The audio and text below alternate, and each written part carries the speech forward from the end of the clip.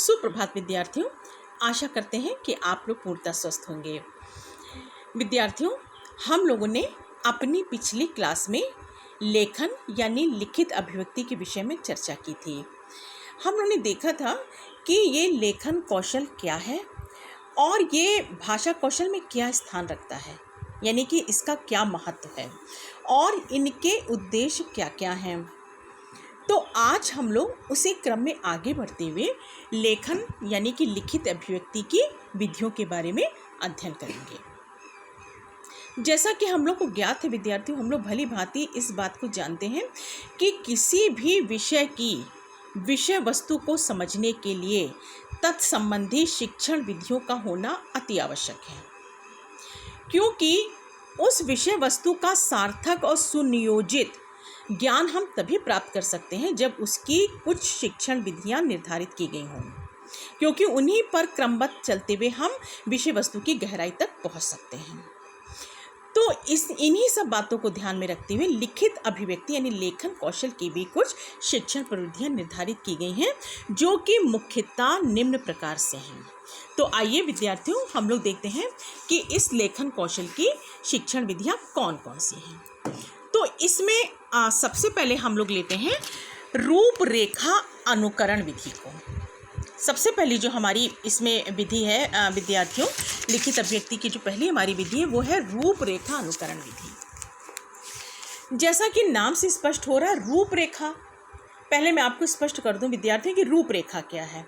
रूपरेखा से आशय ये है कि जैसे हम लोग कोई भी किसी भी प्रोग्राम को या किसी भी कार्य को जब करने के लिए आगे बढ़ते हैं तो उससे पहले हम उसकी एक रूपरेखा निर्धारित कर लेते हैं, यानी कि ये कार्य कैसे किया जाएगा, कहाँ से शुरू किया जाएगा, कैसे पूर्णता को प्राप्त होगा, आदि आदि।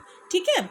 तो और उसके बाद शब्द आता है हमारा अनुकरण। फिर हम क्या करते हैं, अनुकरण मतलब उसको उसी तरह से करना या उसी रास्ते पे चलना, फॉलो करना। ठीक है। तो रूपरेखा अनुकरण विधि में कुछ इसी तरह की बातें समाहित हैं। इसके अंतर्गत विद्यार्थियों क्या होता है कि बालकों को कुछ मुद्रित पुस्तिकाएं दी जाती हैं जिन पे अक्षर मुद्रित होते हैं। ठीक है। और बालक क्या करता है कि उन मुद्रित जो अक्षर दिए होते हैं पुस्तिकाओं में, वो बिंदु के रूप में होते हैं, मतलब उनको बिंदुओं के द्वारा, छोटे छोटे बिंदुओं के द्वारा उसमें रखा जाता है।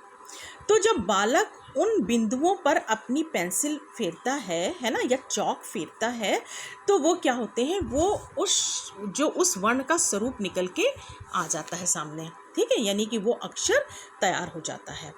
उस रूपरेखा को, यानी कि वो जो डॉट है, बिंदु, उनको उन पे पेंसिल फेरने से या उन पे अनुकरण करने से, एज इट इज़ उन बिंदुओं का हमने अनुकरण किया, जहाँ बिंदु रखी फिर उसके जहाँ बिंदु मुड़ गई, है ना, उस बिंदु का अनुकरण करते हुए हमने उस अक्षर की क्या की, रूपरेखा को हमने जान लिया। तो इस प्रकार ये जो रूपरेखा अनुकरण विधि है, ये बालक की एक प्रारंभिक विधि के रूप में भी बहुत कारगर है।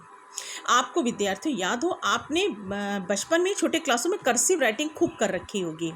तो कर्सिव राइटिंग में यही तो होता था कि ऊपर जो मुद्रित हमारी जो पुस्तिकाएं थी, उनमें पहले एक सेंटेंस दिया होता था, फिर उनको डॉट डॉट करके पूरे पेज में दिया होता था।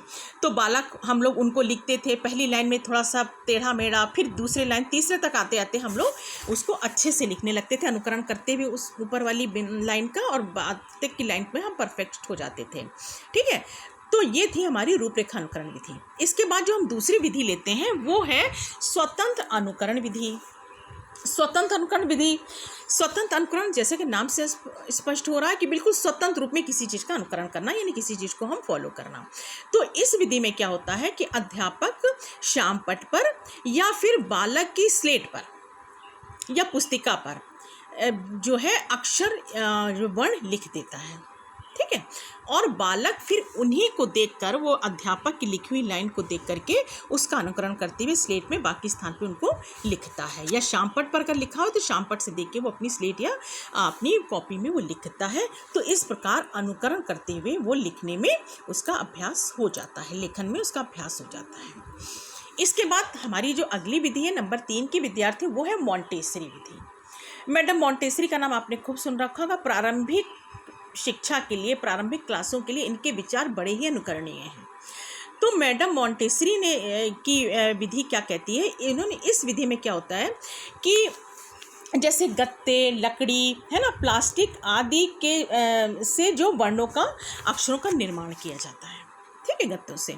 उस पर क्या होता है कि बालक उन पे उनको जब छूता है, उनको आकृतियों को, तो उस बालक को उन अक्षरों का कुछ कुछ अनुमान लगने लगता है, ठीक है।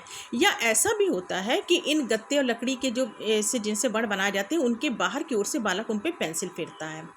तो जब वो पेंसिल फेरता है तो उससे होता क्या है, बालक को उनकी आकृति का किस तरह से मतलब पेंसिल या चौक घुमा के इस तरह के वर्णों को लिखना, इसका अनुमान हो जाता है और उनको लिखने का अभ्यास हो जाता है। तो ये विधि जो है एक बालक के दृष्टिकोण से बहुत अच्छी विधि है। और विद्यार्थियों इस वाली विधि में जो बालक लेखन का कार्य करता है, बहुत रुचि लेके करता है, तो विधि बहुत रुचिपूर्ण है। तो हम लोग जैसा कि जानते हैं कि अगर अधिगम या सीखना रुचिपूर्ण हो गया तो वो जरूर स्थायी होता है, ठीक है।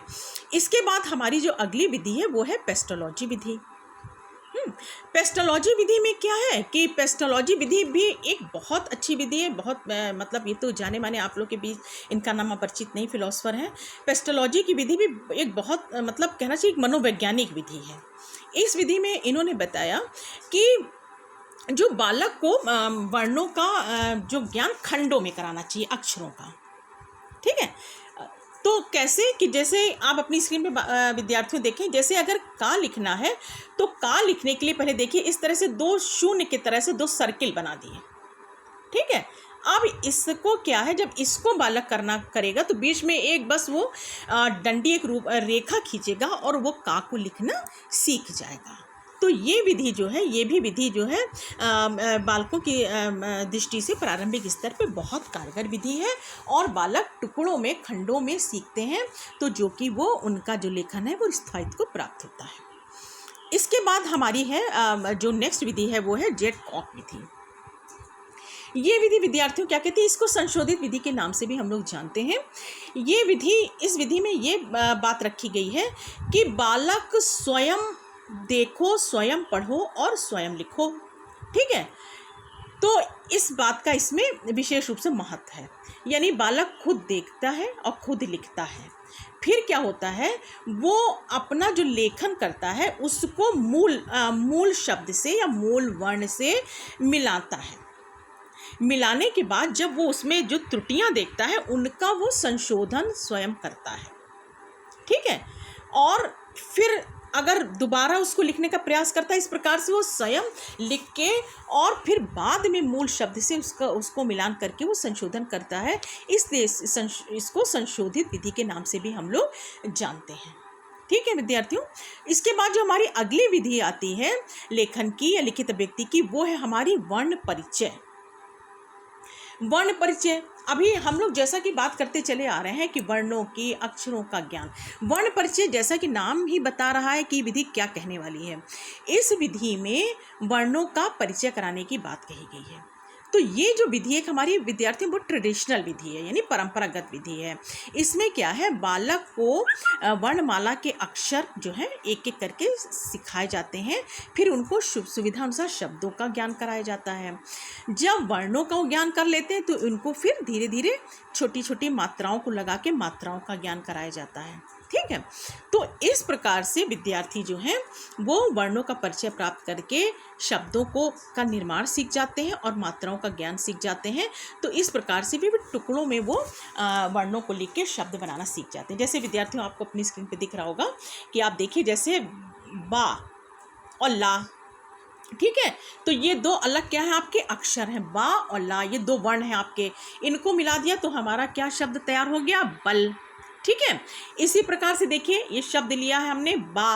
अब क्या हुआ, जब बालक को वर्ण का ज्ञान हो गया, बा और का ज्ञान हो गया उसको ला का, तो दोनों वर्णों को मिला के उसने शब्द बना लिया बल, ठीक है। तो वर्ण से का ज्ञान करने वाले शब्द का ज्ञान कर लिया। अब हमने बात रखी थी कि वो मात्राओं का ज्ञान कर लेगा। फिर हमने क्या कहा, क्या बालक ने सीखा कि बा पे छोटी की मात्रा लगा दी, बना दिया शब्द बी, है ना, बी, और इधर ला कर दिया। तो अब मात्रा के साथ वर्ण और फिर वर्ण को मिला के शब्द बन गया बिल। तो इस प्रकार विद्यार्थियों आपने देखा कि वर्ण परिचय में वर्णों का परिचय कराने के पश्चात शब्दों का जब बालक धीरे छोटे छोटे शब्दों का निर्माण सीख जाता है, फिर उसको मात्राओं का ज्ञान कराते हैं तो मात्रा के साथ शब्द बनाना सीख जाता है। इसके बाद जो हमारी अगली विधि है वो है शब्द द्वारा अक्षर परिचय। एक विधि ये भी है, जैसे अभी तक हम लोग तब से पढ़ रहे हैं कि वर्णों का ज्ञान है ना, फिर शब्दों का ज्ञान। अब इस विधि में आप देखिए नया क्या है। इस विधि में ये बताया गया है कि शब्दों के द्वारा बालक को वर्णों का ज्ञान कराया जाए, है ना, क्योंकि कभी कभी होता क्या है कि बालक अक्षर के द्वारा शब्दों का ज्ञान करने में वो उसको उपेक्षित समझने लगते हैं। तो यहाँ पे पहले शब्दों का ज्ञान बालक को करा दिया जाए, फिर उनको तब वर्णों और अक्षरों का ज्ञान करा दिया जाए। ठीक है, तो इसमें हम किस तरीके से कर सकते हैं, तो जैसे कि पहले लेकिन शिक्षा शास्त्री ये भी कहते हैं कि ये थोड़ा मतलब बच्चों के हिसाब से कठिन होगा, बालकों के हिसाब से। तो इसमें ये करते हैं कि शब्दों के साथ चित्रों का भी प्रदर्शन करते हैं, तो उनको ज्ञान जो है सुगमता से हो जाएगा। तो इसमें जैसे कि क्या उदाहरण जैसे लिया, जैसे कि लिया हमने कबूतर एक शब्द लिया, है ना, या चूहा लिया, तो उसमें क्या किया हमने, है ना, या टमाटर लिया, आम लिया, इसके साथ उसका हम चित्र भी दिखा दे बालकों को। तो इसके से क्या होगा कि शब्द के साथ चित्र भी जब प्रस्तुत किए जाएंगे तो बालक को वर्णों का ज्ञान, अक्षरों का ज्ञान वो हो जाएगा। ठीक है, इसके बाद एक विधि कुछ इसी प्रकार की आती है, वाक्य द्वारा अक्षर विन्यास। अभी शब्द के द्वारा हम लोग एक विधि सामने आई थी, वाक्य द्वारा अक्षर विन्यास, यानी बालकों को की रुचि वाक्यों को जल्दी से बोलने समझने में होती है, तो बालक को वाक्यों के मतलब सेंटेंस के थ्रू जो है वो हम वर्णों का ज्ञान कराएं। ठीक है, लेकिन इसमें मनोवैज्ञानिकों में मतभेद उत्पन्न हुआ। उन्होंने कहा ये कार्य बालक के लिए कठिन होगा, कठिनतम सिद्ध होगा, इसलिए इसको ये ज़्यादा प्रचलन में नहीं आया। इसके बाद विद्यार्थियों इसी क्रम में आगे बढ़ते हुए हमारी जो आखिरी विधि है लिखित अभिव्यक्ति की लेखन की, वो है चित्रों की विधि। ये विधि जैसा कि नाम से स्पष्ट हो रहा है कि चित्रों के द्वारा बालक को वर्णों और अक्षरों का ज्ञान करा देना। तो चित्रों की सहायता से, इस विधि के अंतर्गत चित्रों की सहायता से बालक को वर्णों का ज्ञान कराया जाता है, वर्णों के बाद शब्दों का ज्ञान भी कराया जाता है। जैसे बालक को आपने देखा होगा कि प्रारंभिक कक्षाओं में, बहुत छोटी क्लासों में बालक के जो रूम होते हैं, स्टडी रूम होते हैं विद्यालय में भी, उसमें चार्ट टंगे होते हैं, है ना, फ्रूट्स के चार्ट होते हैं, अल्फ़ाबेट्स के चार्ट्स होते हैं, है ना, और छोटे छोटे एनिमल्स के चार्ट होते हैं। तो उससे क्या होता है कि उनको जब हम बालक को उनको दिखाते हैं तो बालक उसमें खूब इंटरेस्ट भी लेते हैं, रुचि भी लेते हैं, और उनके द्वारा वो जल्दी रिलेट भी कर लेते हैं, तो वो उससे जो है सुगमता से सीख जाते हैं।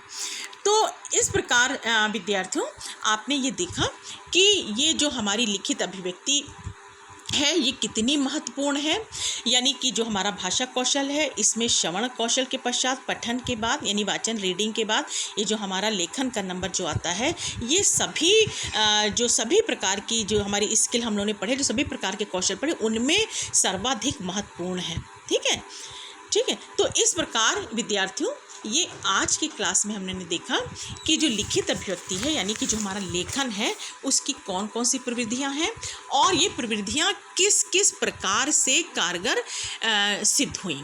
ठीक है, इसमें ये सभी विधियां हम लोगों ने देखा कि सभी विधियां अपने आप में बहुत महत्वपूर्ण हैं। सभी विधियों का जो कंसेप्ट है यानी कि जो भाव है वो बहुत रुचिकर और मनोवैज्ञानिक है, जिसके द्वारा बालक को लेखन की जो शिक्षा बड़ी आसानी से और सुगमता से मिल सकती है और वो लेखन का कार्य कर सकते हैं। तो विद्यार्थियों आज की क्लास में हम लोगों ने ये सारी विधियों के बारे में विस्तृत जानकारी प्राप्त की।